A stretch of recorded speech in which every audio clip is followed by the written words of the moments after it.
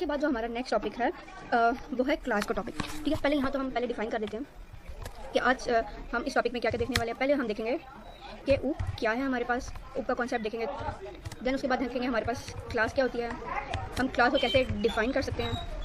फिर हम object create करना देखेंगे कि ऑब्जेक्ट हम क्यों क्रिएट करते हैं। देन इसके बाद हमारे पास जो सबसे इंपॉर्टेंट टॉपिक है वो है कंस्ट्रक्टर का टॉपिक।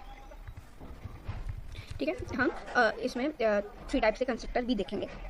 अगर हम ऑब्जेक्ट ओरिएंटेड प्रोग्रामिंग की बात करें तो हमारे पास ये क्या है, एक तरीका है हमारे कोड को लिखने का, इससे ज़्यादा ही कुछ नहीं है। जैसे हमारे पास डार्ट है, हमने डार्ट को जैसे हम अभी लर्न करें तो क्या करें, उसके वेज देख रहे हैं, उसके तरीके देख रहे हैं कि हम एक डार्ट में एक प्रोग्राम को कैसे लिख सकते हैं, मतलब उसका सिंटैक्स हम फॉलो करें।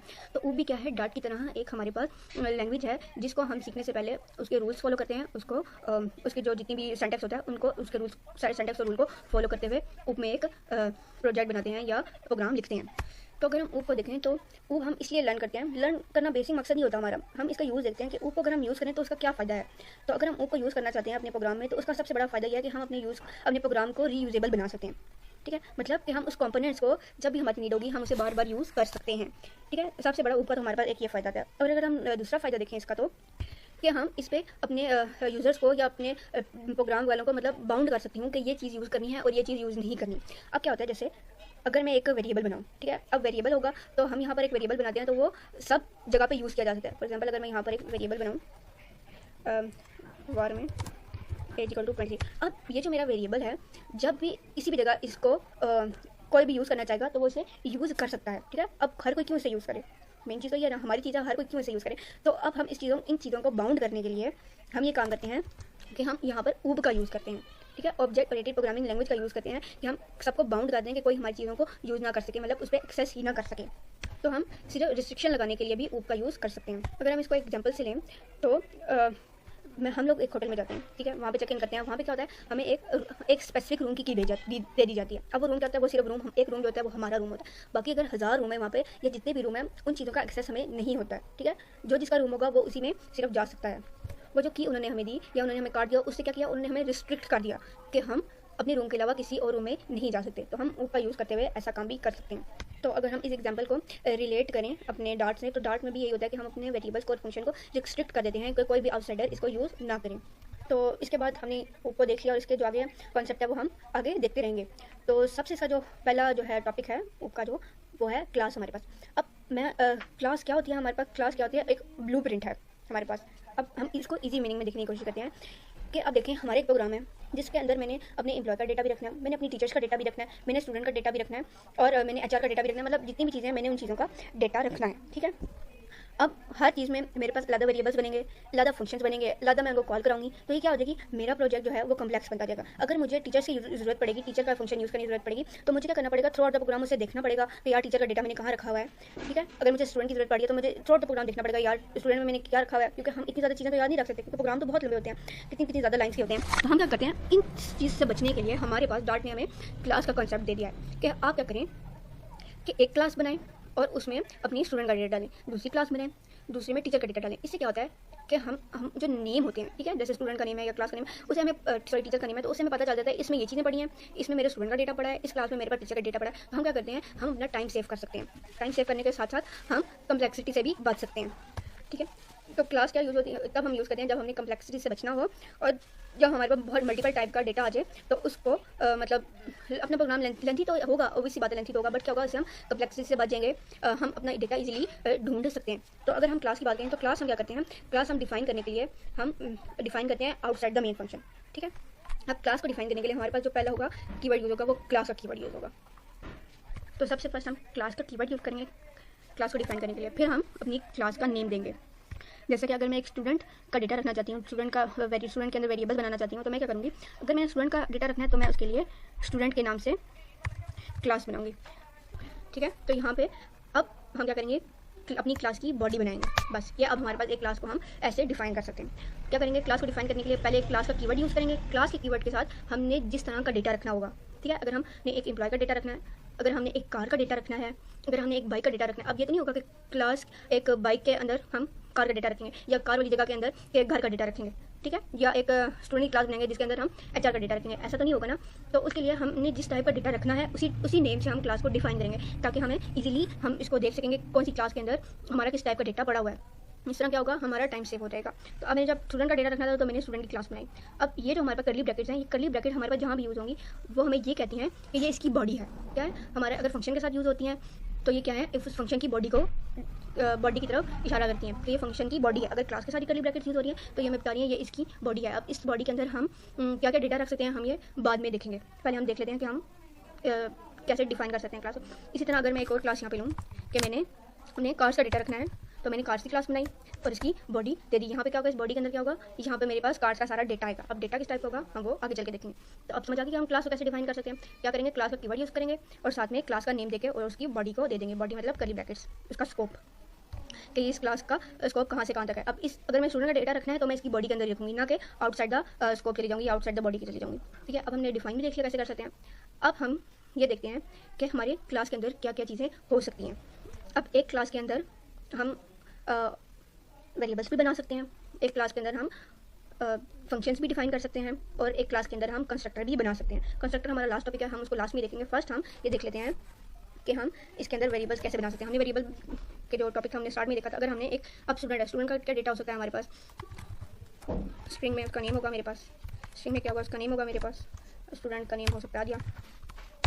अब एक स्टूडेंट है तो उसकी एज होगी मेरे पास, एज की डेटा टाइप क्या होगी, सपोज इंट, उसकी एज होगी 23, या उसका एड्रेस हो सकता है, एड्रेस हम स्ट्रिंग में भी रख सकते हैं, या अगर इंट में रखना चाहे तो वो भी रख सकते हैं। वैसे एड्रेस हमारे पास स्ट्रिंग में ही आएगा। ठीक है, अब हम यहाँ पर कोई भी एड्रेस रख सकते हैं, या हम इसको एम्प्टी भी छोड़ सकते हैं। यहाँ पे हम रख देते हैं स्ट्रीट नंबर 28। ठीक है,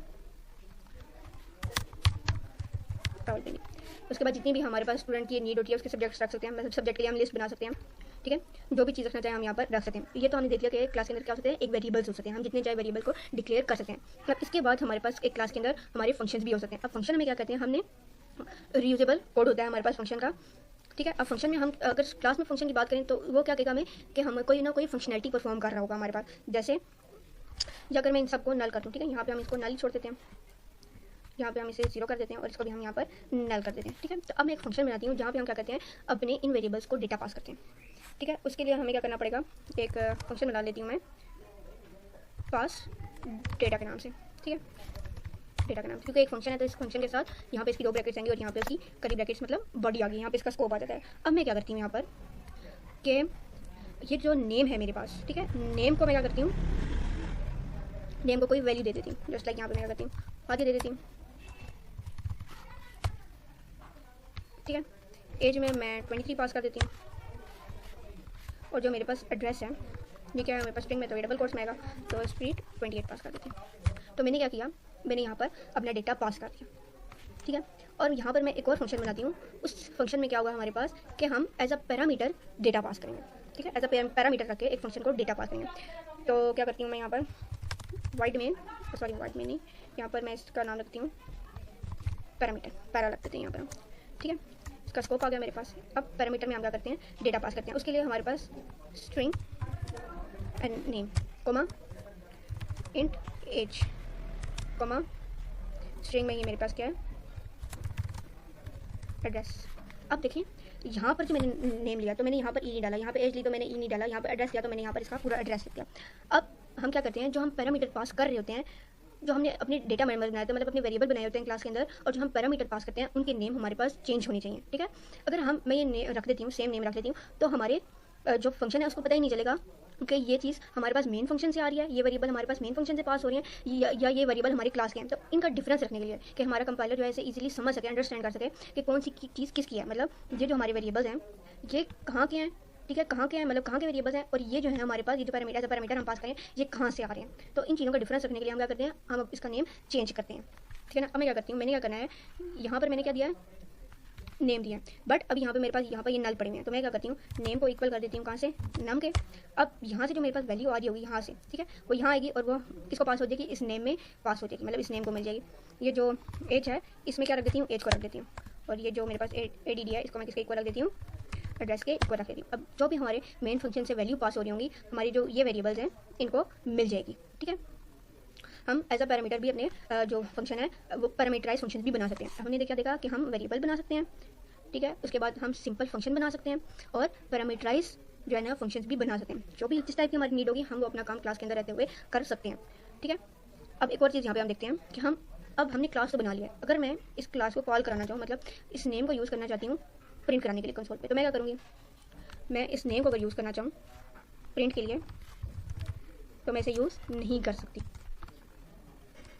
ठीक है, मैं इसे यूज़ नहीं कर सकती। क्यों यूज़ नहीं कर सकती, हम इसका एरर पढ़ते हैं। अनडिफाइंड नेम, कि मैंने मेन में अपना जो है नेम को डिफाइन ही नहीं किया। मैं इसी की तो बात करती थी, जो मैंने एग्जांपल दी थी कि हम क्या करते हैं, हम ऊप का यूज़ क्या करते हैं अपने डेटा को रिस्ट्रिक्ट करने के लिए, कि कोई भी जो है इसे इस्तेमाल ना कर सके। तो हमने क्या किया, अपनी स्टूडेंट क्लास में जितनी भी चीज़ें बनाई हैं मैंने इन चीज़ों को रिस्ट्रिक्ट कर दिया कि कोई भी इस चीज़ को यूज़ ना कर सके। अब लेकिन हमने यूज़ भी तो करनी है इसे, तो हम इसको यूज़ कैसे कर सकते हैं, हम अपनी क्लास का ऑब्जेक्ट क्रिएट करेंगे। हम ऑब्जेक्ट क्रिएट किए बगैर अपनी क्लास की किसी भी चीज़ को यूज़ नहीं कर सकते, ना वेरिएबल यूज़ कर सकते हैं, ना फंक्शन यूज़ कर सकते हैं। तो हम एक ऑब्जेक्ट को कैसे बना सकते हैं, तो उसके लिए स्टूडेंट क्या है, हमारी क्लास का नेम है स्टूडेंट S1, ये क्या है हमारा ऑब्जेक्ट का नेम।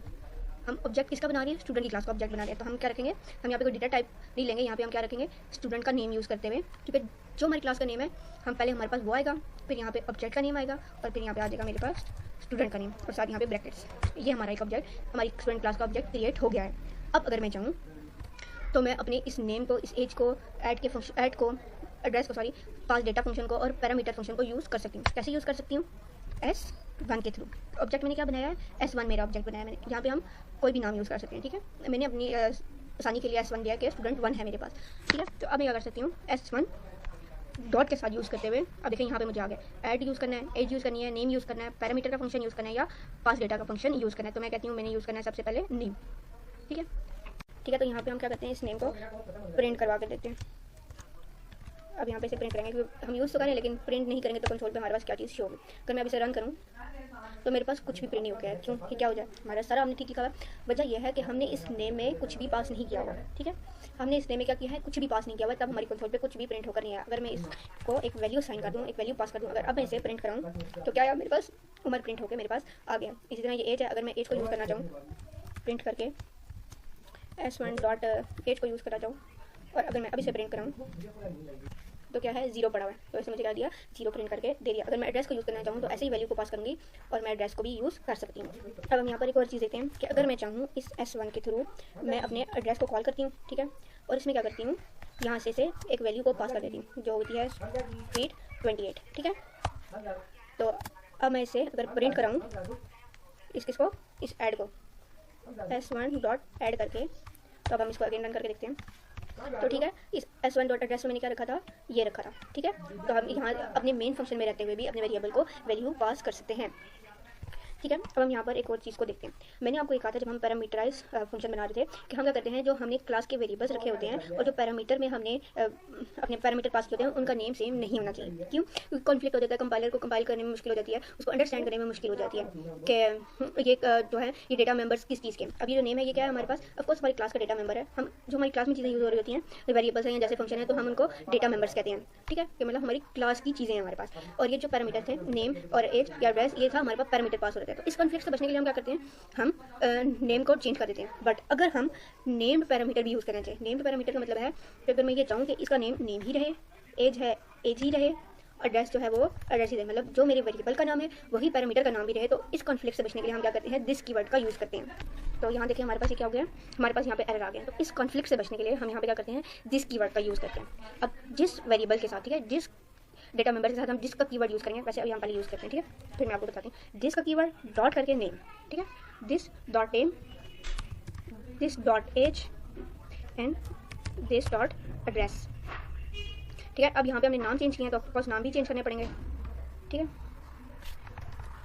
तो यहाँ पर हमारे पास क्या हुआ, एरर रिमूव हो गया। अब मैं बताती हूँ जिस वेरिएबल के साथ हम जिस डेटा मेंबर के साथ जिसका कीवर्ड यूज़ करेंगे तो वो, अब दिस डॉट का ये मतलब होता है कि वो रेफर कर रहे हैं कि ये जो नेम है मेरे पास ये क्लास का पार्ट है, ये जो एज है मेरे पास ये क्लास का है, क्लास की एज है, ये जो एड्रेस है ये मेरे पास क्लास का पार्ट है, ना कि पैरामीटर है मेरे पास, ठीक है। तो अगर हमने सेम नेम के अपने वेरिएबल का नेम यूज़ करना है या सेम नेम के पैरामीटर, मतलब नेम और वेरिएबल हमारे पास और पैरामीटर अगर हमने सेम रखने हैं तो हम क्या कर सकते हैं, दिस डॉट नेम कर सकते हैं, दिस का कीवर्ड यूज़ कर सकते हैं। इस दिस का कीवर्ड यूज़ करते हुए हम अपने वेरिएबल्स और पैरामीटर का नाम सेम रख सकते हैं।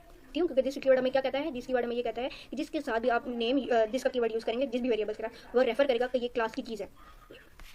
ठीक है, अब यहाँ पे हम थोड़ी सी चेंजिंग करते हैं। अब मैं इसे यहाँ से रिमूव करके मैं क्या करती हूँ, इसको प्रिंट में देती हूँ। प्रिंट में डबल कोट डालते हुए डबल कोट्स का यूज़ करते हुए हाई लिखती हूँ और डॉलर साइन की हेल्प से, ठीक है, कर्ली ब्रैकेट्स के अंदर मैं नेम यूज़ करती हूँ। ठीक है, और यहाँ पे हम लिखते हैं एड्रेस और यहाँ पे लाइन को एंड करते हैं। ठीक हो गया। बस यहाँ पे इसे अंडो करके यहाँ पर ही हम इसे यहाँ पर ही करवाते हैं। ठीक है, इसको प्रिंट कराते हैं, किसको, यहाँ पे नेम को, यहाँ पे प्रिंट कराते हैं एज को, और हम फिर यहाँ पे प्रिंट कराते हैं हम एड्रेस को। ठीक है, तो यहाँ से हम क्या करते हैं, ये सब रिमूव करके S1 करते हुए, S1 का यूज़ करते हुए जो हमारा पैरामीटर है, ठीक है, पैरामीटर में हमारे पास क्या ले रहा है, हमें बता रहा है, स्ट्रिंग नेम ले रहा है, एज भी ले रहा है और स्ट्रिंग में एड्रेस भी ले रहा है। तो हम पैरामीटर पास करते हैं यहाँ से। पहला पैरामीटर है हमारे पास डबल कोर्स में, तो यहाँ पे हम आर्या को पास करते हैं, यहाँ पे एज 23 लेते हैं, यहाँ पे हम एक एड्रेस पास करते हैं, स्ट्रीट 28। ठीक है, अगर अब मैं इसे रन करूँ तो मेरे पास क्या आया, आगे आया 23 आया जो मैंने यहाँ से पास किया था, और स्ट्रीट 28 आ गया मेरे पास। ठीक है, तो हम क्या कर सकते हैं, पैरामीटर दिस का कीवर्ड यूज़ करते हुए एक तो हम कॉन्फ्लिक्ट खत्म कर सकते हैं, और यहाँ पे हम इन्हें अगर प्रिंट करवाना चाहें, मैंने क्या किया, मैंने यहाँ पर इन्हें प्रिंट करवाया इसी क्लास के अंदर। जस्ट मैंने यहाँ से क्या किया, मैंने S1 का यूज़ करते हुए, अपने ऑब्जेक्ट का यूज़ करते हुए अपने पैरामीटर का फंक्शन कॉल किया। इन पैरामीटर में मैंने वैल्यू पास की, जो हादिया थी मेरे पास इधर गई, 23 एज थी वो इधर गई, 28 मेरे पास क्या गया, एड्रेस में गया।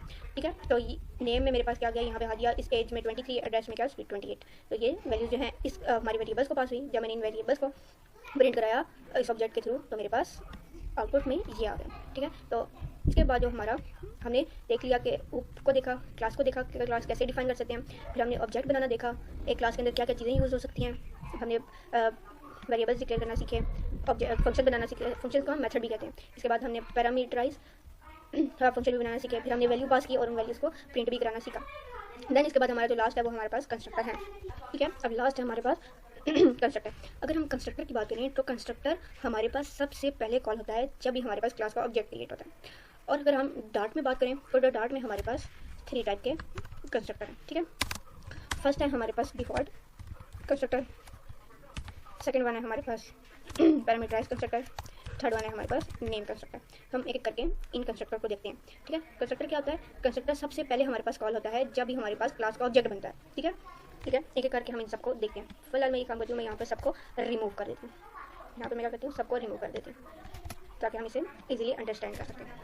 मैं अपनी क्लास को भी खाली कर देती हूँ, यहाँ पे एक्स्ट्रा क्लासेस को मैंने रिमूव कर दिया। ठीक है, फर्स्ट हम देखते हैं अपना डिफ़ॉल्ट कंस्ट्रक्टर। हम अगर कंस्ट्रक्टर को देखें तो कंस्ट्रक्टर हमारे पास ये होता है कि जो भी हमारी क्लास का नाम है, ठीक है, जो भी हमारी क्लास का नाम है उस नाम से हम क्या करें, एक फंक्शन बना दें। वो होता है सिंपली हमारे पास कंस्ट्रक्टर। वो भी आप किधर फंक्शन सॉरी हम किधर बनाएंगे, वो हम इनसाइड द क्लास ही बनाएंगे। कंस्ट्रक्टर का बनाएंगे इनसाइड द क्लास ही बनाएंगे। तो हमारी क्लास का नाम क्या है, स्टूडेंट। ठीक है, और एक फंक्शन बनाने के लिए हम क्या करते हैं, उसकी हमें ब्रैकेट चाहिए होती हैं, और यहाँ पे हमारे पास बन गया एक कंस्ट्रक्टर। ठीक है, अब हम एक कंस्ट्रक्टर ऐसे भी बना सकते हैं, और अगर हम बनाना चाहें तो इसकी बॉडी भी देके अगर हमने कोई काम कराना है तो हम वैसे भी कंस्ट्रक्टर बना देते हैं। अब मैं क्या करती हूँ, प्रिंट करती हूँ यहाँ पर हाय।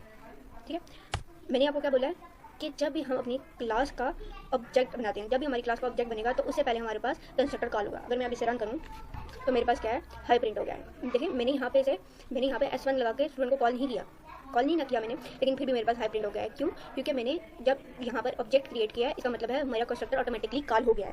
अगर मैं यहाँ पे नहीं बनाती, ठीक है, मैं इसे रिमूव कर दूँगा। अब मैं इसे रन करूँ तो मेरे पास कुछ भी आउटपुट में नहीं आएगा। बट अगर मैं इसे अंडो करूँ और अब अगर मैं इसे रन करूँ तो मेरे पास हाई आया है। इससे क्या हमें पता चलता है कि जब भी हमारे पास ऑटोमेटिकली हमारे पास कंस्ट्रक्टर कॉल हो जाता है, हमें इसे कॉल करने की ज़रूरत नहीं पड़ती। अगर हमने कंस्ट्रक्टर बनाया है तो वो ऑटोमेटिकली कॉल होगा, हमें उसे कॉल करने की ज़रूरत नहीं पड़ेगी। तो ये हमारे पास होता है डिफ़ॉल्ट कंस्ट्रक्टर। वो कंस्ट्रक्टर जो ऑटोमेटिकली मतलब खुद ही कॉल हो जाए वो हमारे पास डिफ़ॉल्ट कंस्ट्रक्टर होता है। हमने क्या किया, कंस्ट्रक्टर कैसे बनाते हैं, जो भी हमारी क्लास का नेम होगा वो यूज़ करेंगे, इसकी ब्रैकेट यूज़ करेंगे, और साथ में हमारी जो है ना फंक्शन का स्कोप आ जाएगा। ठीक है, हमारे कंस्ट्रक्टर का क्या आ जाएगा, स्कोप आ जाएगा। इनसाइड द स्कोप हम कुछ भी कर सकते हैं। तो ऐसे हमारे पास बन जाएगा एक डिफ़ॉल्ट कंस्ट्रक्टर जो ऑटोमेटिकली चीज़ कॉल होगी, मतलब जो automatically inside the class use हो रहा है वो ऑटोमेटिकली कॉल होगा, वो होगा हमारे पास कंस्ट्रक्टर। लेकिन उसके लिए एक शर्त है कि हमारा जो कंस्ट्रक्टर है वो होना चाहिए क्लास के नेम का। यहाँ पे अगर मैं एक और फंक्शन बनाऊँ फंक्शन के नाम से, ठीक है, यहाँ पे अगर मैं फंक्शन बनाऊँ और इसमें भी अगर मैं प्रिंट करा दूँ हेलो, ठीक है, अब हम इसे रन करते हैं। ठीक है। यहाँ पर मेरे पास देखिए हेलो प्रिंट होके नहीं आया। क्यों हेलो प्रिंट नहीं होकर आया? क्यों? क्योंकि ये था एक फंक्शन। कंस्ट्रक्टर भी हमारे पास एक फंक्शन होता है, बट जब भी हम अपने क्लास का ऑब्जेक्ट क्रिएट करते हैं तो कंस्ट्रक्टर हमारे पास ऑटोमेटिकली कॉल होता है, हमें इसको खुद कॉल करने की जरूरत नहीं पड़ती। बट जो क्लास के अंदर वेरिएबल्स होते हैं और जो दूसरे फंक्शन या मेथड होते हैं, हमें उनको कॉल कराने की खुद जरूरत पड़ती है। अगर मैं S1 को यूज़ करते हुए फंक्शन को कॉल करूँ, ठीक है, अब अगर मैं इसे रन करूँ, अब मेरे पास हेलो प्रिंट हो गया है। तो क्या है, जो बाकी अदर फंक्शन होंगे वो हमें खुद कॉल कराने पड़ेंगे, बट वही जो कंस्ट्रक्टर होता है वो ऑटोमेटिकली कॉल हो जाता है मेरे पास। अब यहाँ पे हम देखते हैं अपना पैरामीटराइज कंस्ट्रक्टर। पैरामीटराइज के नाम से हमें पता चला होगा कि हमें एक पैरामीटर को पास करना होगा, ठीक है। मैं यहाँ पे क्या करती हूँ, एक नेम बनाती हूँ जिसको हम अभी खाली रखते हैं, ठीक है। अब क्योंकि हम कंस्ट्रक्टर की बात करें तो कंस्ट्रक्टर की वैल्यू को हम यहाँ से भी पास कर सकते हैं। तो मैं क्या करती हूँ, यहाँ से मैं पास कर देती हूँ दिया, और यहाँ पर मैं करती हूँ प्लस ऑपरेटर का यूज़ करते हुए नेम को कॉल करा लेती हूँ, ठीक है। अगर मैं इसे अब रन करूँ, ठीक है, यहाँ पर ये आ रहा है क्यों, यहाँ अब मैंने क्या किया था, कंस्ट्रक्टर में एक वैल्यू को पास किया, बट मैंने यहाँ पे कंस्ट्रक्टर पे कोई वैल्यू को रिसीव नहीं करी, मतलब एक पैरामीटर नहीं यूज हो रहा। तो मैं क्या करती हूँ, अपना नेम से एक पैरामीटर बना रही हूँ। अब ये क्या होगा, यहाँ से जो वैल्यू आ रही है, यहाँ से जो मैं वैल्यू दे रही हूँ वो क्या किधर स्टोर होगी, इस नेम के अंदर स्टोर हो जाएगी। अगर मैं इसे यहाँ से रिमूव करूँ और मैं ये काम करूँ जो हमने पहले पैरामीटराइज कंस्ट्रक्टर में किया था, नेम इक्वल टू नेम, ठीक है। अब यहाँ पे हम क्या करते हैं, दिस कीवर्ड का भी यूज़ कर सकते हैं कॉन्फ्लिक्ट से बचने के लिए, ठीक है। अब ये वाला जो नेम है मेरे पास क्या कह रहा है, ये मेरा जो हमारे क्लास का डेटा मेंबर है उसको रिप्रेजेंट कर रहा है, और ये जो नेम है जो पैरामीटर में आने वाला नेम है इसको रिप्रेजेंट कर रहा है, ठीक हो गया यहाँ पे।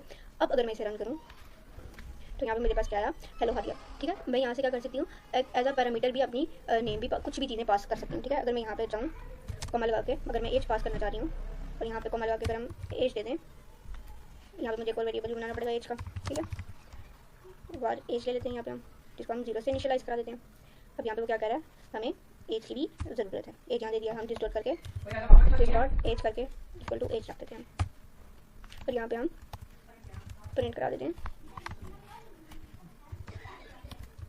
हम एज, ठीक है। अब इसे हम रन करते हैं अगेन, तो क्या हुआ मेरे पास, नेक्स्ट लाइन में मेरे पास क्या प्रिंट हो गया, 23। अगर इस तरह हम मल्टीपल पैरामीटर भी पास करना चाहें अकॉर्डिंग टू नीड हम वो पास कर सकते हैं, ठीक है। तो ये हो गया हमारे पास पैरामीटराइज कंस्ट्रक्टर। डिफॉल्ट कंस्ट्रक्टर वो होता है जो ऑटोमेटिकली कॉल होता है, जिसमें कोई पैरामीटर्स नहीं होते हमारे पास। और नेक्स्ट क्या होता है, हम क्या करते हैं, हम अपने जो हमने ऑब्जेक्ट क्रिएट किया होता है ऑब्जेक्ट के अंदर ही अपने ऑब्जेक्ट में ही वहाँ से ही पैरामीटर को पास कर देते हैं, ठीक है। अब हमारे पास क्या है, नेम्ड पैरामीटर, बट उसको देखने से पहले हम एक चीज़ शॉर्ट फॉर्म में भी देख लेते हैं। मैं ये भी कर सकती हूँ कि अगर मैं एक पैरामीटर की बॉडी नहीं बनाना चाहती तो मैं दिस कीवर्ड का यूज़ करते हुए यहाँ पे हम क्या कर सकते हैं, डायरेक्ट यही वैल्यू हम पास कर देते हैं दिस कीवर्ड यूज़ करते हुए, ठीक है। और यहाँ पे मैं इसकी बॉडी को खत्म करके, तो क्या हमारे पास, ये हमारे पास शॉर्टकट मेथड है। यहाँ से अगर मैं प्रिंट कर तो मेरे पास क्या आ गया, वही सेम आउटपुट आ जाती है मेरे पास, ठीक है। ये हमारे पास शॉर्टकट मेथड है। अगर आप ये यूज़ करना चाहें आप ये भी यूज़ कर सकते हैं, और अगर ये यूज़ नहीं करना चाहते आप दूसरा बॉडी बना के यूज़ करते हैं तभी हम यूज़ कर सकते हैं। नेम कंस्ट्रक्टर के लिए हम क्या करते हैं, हम ये सब कुछ रिमूव कर देते हैं, ठीक है ना, ऑब्जेक्टिव। अगर मैं ये कहूँ, माई क्लास का नाम क्या है, स्टूडेंट, डॉट का यूज़ करते हुए माई कंस्ट्रक्टर, ये ऐसे करूँ तो ये बन जाता है मेरे पास नेम कंस्ट्रक्टर, ठीक है। यार क्यों आ रहा है हम ये देख लेते हैं। अब ये बात याद रखें, जब भी हम क्लास का नेम यूज़ करते हैं, क्लास का नेम यूज़ करते हुए और डॉट का यूज़ करते हुए कोई भी एक फंक्शन बनाएंगे, जैसे मैंने क्या किया, क्लास का नेम यूज़ किया, पहले डॉट करके एक फंक्शन बना लिया, तो ये बन जाता है हमारे पास नेम कंस्ट्रक्टर। तो ये डॉट में क्या कहते हैं, जब भी आप क्लास का नेम यूज़ करते हुए कोई भी फंक्शन क्रिएट करेंगे तो ये नेम कंस्ट्रक्टर कहलाएगा, ठीक है। ये सिर्फ हमने क्या किया, डिफाइन किया नेम कंस्ट्रक्टर। यहाँ पे हम क्या करते हैं, सेम यही काम करते हैं, स्टूडेंट करके डॉट माई कंस्ट्रक्टर, यहाँ पे हम क्या करेंगे, क्लास के अंदर रहते हुए इसकी बॉडी बना देंगे। अब इस बॉडी के अंदर हम क्या काम कराते हैं, प्रिंट करवाते हैं हाई। अगर मैं इसे रन करूँगा तो मेरे पास यहाँ पे हाई प्रिंट हो गया। तो मतलब पहले हमने देख लिया कि हमें कंस्ट्रक्टर बनाने के लिए एक ऑब्जेक्ट क्रिएट करने की जरूरत नहीं है। कंस्ट्रक्टर क्या खुद ब खुद ऑटोमेटिकली कॉल हो जाता है जब भी हमारी क्लास का ऑब्जेक्ट क्रिएट होता है। बट नेम देखिए हमने यहाँ पे तो ऑब्जेक्ट क्रिएट ही नहीं किया, तो ये फिर कैसे कॉल हुआ। हमने क्या किया कि हमने जो नेम कंस्ट्रक्टर बनाया, ठीक है, जो नेम कंस्ट्रक्टर बनाया वही हमने मेन में कॉल किया यहाँ पर, ठीक है। कॉल ये हमारे पास कॉलिंग हो रहा है और ये हमने अपना फंक्शन डिफाइन किया। तो ये बात याद रखिए, जब भी हम स्टूडेंट का नेम यूज़ करते हुए डॉट करके कोई भी कंस्ट्रक्टर लिखेंगे, कोई भी कंस्ट्रक्टर का नेम लिखेंगे, ठीक है, तो वो हमारे पास हो जाएगा नेम कंस्ट्रक्टर। मतलब अगर मैं यहाँ पे डॉट करके स्टूडेंट डालूँ तो ये हमारे पास नॉर्मली एक फंक्शन बन गया, लेकिन अगर मैं यहाँ पे स्टूडेंट डॉट कर दूँ तो क्या हो गया हमारे पास नेम कंस्ट्रक्टर। अगर मैं यहाँ पे एक वेरिएबल बनाऊँ वही नेम के नाम से, ठीक है, यहाँ पे हम इसको क्या रखते हैं, अभी खाली रखते हैं, और यहाँ से अगर मैं नेम पास करना चाहूँगा एज अ पैरामीटर खा दिया करके, और यहाँ पे मैं इस नेम को रिसीव कर लूँ, ठीक है। काम वही है जो हम पहले करते हैं, दिस डॉट करके नेम करूँ क्योंकि ये हमारे पास क्लास का मेंबर है और ये नेम क्या है एज अ पैरामीटर पास हो रहा है। और अब मैं इसे अगर रन करूँ, ठीक है, तो और यहाँ पे हम इसे प्रिंट भी करा लेते हैं। जब प्रिंट नहीं कराएंगे तो कैसे ये होगा, यहाँ पे नेम अगर प्रिंट भी करा लें, मैं इसे अगर रन करूँगा तो अब क्या हो गया, मेरे पास नेम प्रिंट होके आ गया। अगर मैं एक और फंक्शन बनाऊँ एफिएन के नाम से, ठीक है, और यहाँ पे भी अगर इस नेम को एक्सेस करा के कॉल करा के प्रिंट कराऊँ तो हमारे पास 2 बार ठीक है। देखें प्रिंट करने से पहले हमें इसका ऑब्जेक्ट और कोर्स सारी बातें ऑब्जेक्ट क्रिएट करना पड़ेगा, ठीक है। तो हम ये क्या कर सकते हैं, स्टूडेंट S1, ठीक है। अब यहाँ से अगर मैं S1 के थ्रू F1 को कॉल करूँ, अब मैं इसे रन करूँ तो 2 टाइम हारिया प्रिंट होगा मेरे पास, ये देखें। तो अब यहाँ पे हम नई टॉपिक खत्म करते हैं। फर्स्ट हमने देखा ग्रुप, सेकंड हमने देखा क्लास, फिर हमने क्लास को डिफाइन करना देखा, फिर हमने ऑब्जेक्ट क्रिएट करना देखा, हमने कंस्ट्रक्टर देखे और 3 टाइप्स ऑफ कंस्ट्रक्टर देखे, डिफॉल्ट, पैरामीटराइज, हमने विद एग्जांपल भी ये सब काम करके देखा, ठीक है। अब इस टॉपिक के बाद क्लास को समझ आ गई होगी कि हम क्लास का यूज़ क्यों करते हैं।